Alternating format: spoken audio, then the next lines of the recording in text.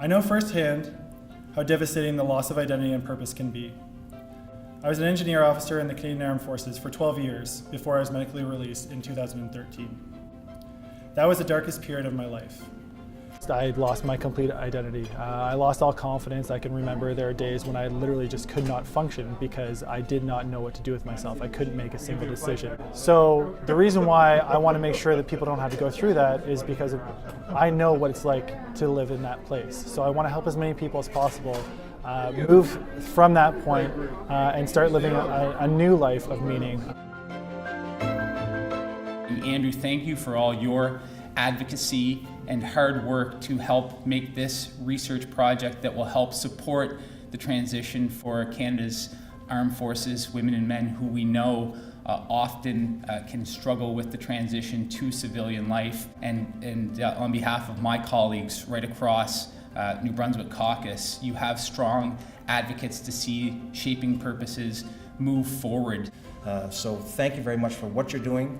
Continue and thank you to J.D. Irving, Desjardins for your tremendous sponsorship, to all of those who continue to grow this purpose, shaping purpose. Thank you very much for doing that, because I truly am involved in this. I still have a brother in the military, I have nephews in the military.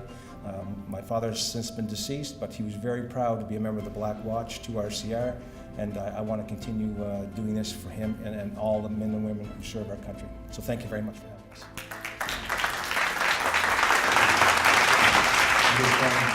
Every day we're hard at work building great ships for Canada's Navy, and we're equally proud to be here today taking part in a donation to fund a research study to assist Canadian Armed Forces members in their transition from active duty to civilian life.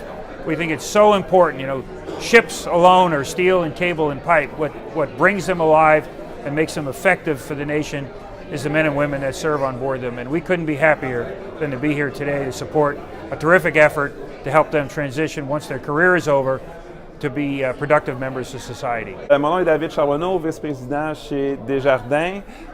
Nous avons une relation d'affaires avec J.D. Irving depuis 2015, quand M.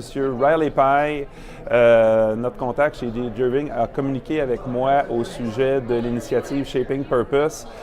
Immédiatement, j'ai trouvé que l'initiative était directement en ligne avec nos valeurs chez Desjardins, qui sont de contribuer au mieux-être des individus et des collectivités à travers le Canada.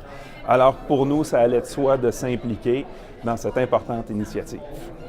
So today here we're announcing the phase 2 of this project, kind of a clinical social innovation trial that will be from coast to coast. So we bring expertise and knowledge from New Brunswick across Canada.